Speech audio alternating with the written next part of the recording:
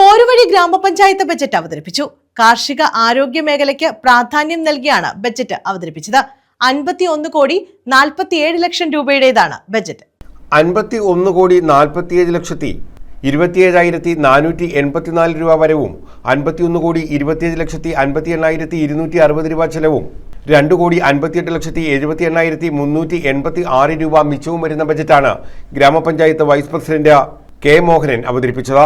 നമ്മുടെ നാടിനെ പിടിച്ചുലച്ച മഹാമാരികളെ അതിജീവിച്ച് നമ്മുടെ ജനതയെ ചേർത്ത് പിടിച്ച് ഉയർത്തെഴുന്നേൽപ്പിന്റെ ചരിത്രം തിരിച്ച നമ്മുടെ കേരളം എന്നും നമുക്ക് അഭിമാനിക്കുവാൻ വക നൽകിയിട്ടുണ്ട്.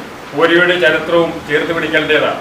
വികസനത്തിന് തുടർച്ച വേണമെന്നും അതുവഴി സാമ്പത്തിക വളർച്ച ത്വരിതപ്പെടുത്തുവാനും മികച്ച മാതൃകകൾ സൃഷ്ടിച്ച് മുന്നേറുവാനും ജനങ്ങളുടെ ജീവിത നിലവാരം മെച്ചപ്പെടുത്തുവാനും പൊതുസ്ഥാപനങ്ങളുടെ ശാക്തീകരണവും പൊതു സൗകര്യങ്ങളുടെ നിലവാരം ഉയർത്തുവാനും നമുക്ക് ഒരുമിച്ച് പ്രവർത്തിക്കാം.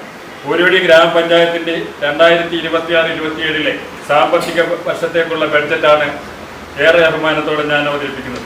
നമ്മുടെ ഗ്രാമപഞ്ചായത്തിലെ മുഴുവൻ ജനങ്ങളെയും വികസന ക്ഷേമ പ്രവർത്തനങ്ങളിൽ ഒരു തിരുനാളം തെളിയിക്കുന്നതിന് ഉതകുന്ന നിരവധി പ്രവർത്തനങ്ങൾ ഏറ്റെടുത്ത് മുന്നേറാൻ കഴിയുമെന്ന് നാം പ്രതീക്ഷിക്കുന്നു. നമ്മുടെ പഞ്ചായത്തിലെ കർമ്മനിരതരായ ജീവനക്കാരും നിർവഹണ ഉദ്യോഗസ്ഥരും ജനപ്രതിനിധികളും കൈകോർത്ത് നമ്മുടെ സ്വപ്നങ്ങൾ സാക്ഷാത്കരിക്കാൻ നമുക്ക് കഴിയും. കാർഷിക മേഖലയ്ക്കും ആരോഗ്യ മേഖലയ്ക്കുമാണ് ബജറ്റിൽ പ്രധാന പരിഗണന നൽകിയിട്ടുള്ളത്.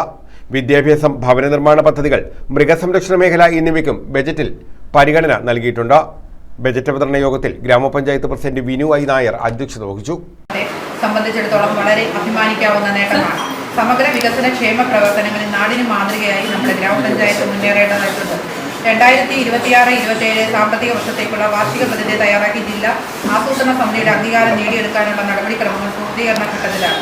ഗ്രാമസഭകളിലൂടെ ജനകീയ പങ്കാളിത്തത്തോടെ നാം വിഭാവനം ചെയ്ത് നടപ്പാക്കി വരുന്ന പദ്ധതികളിലൂടെ റോഡ്, പാർപ്പിടം, വൈദ്യുതീകരണം, കുടിവെള്ളം, പൊതു ആരോഗ്യ സംവിധാനങ്ങൾ, പൊതുവിദ്യാഭ്യാസം എന്നിവ കൂടുതൽ മെച്ചപ്പെടുത്തുന്നതിനും പട്ടികജാതി വിഭാഗങ്ങൾ, ശാരീരിക മാനസിക വെല്ലുവിളികൾ നേരിടുന്നവർ, അഗതി ആശ്രയ വിഭാഗങ്ങൾ എന്നിവരുടെ ജീവിത സാഹചര്യങ്ങൾ മെച്ചപ്പെടുത്തി സമൂഹത്തിന്റെ മുഖ്യധാരയിലേക്ക് എത്തിക്കുന്നതിന് നമുക്ക് സാധിച്ചിട്ടുണ്ട്.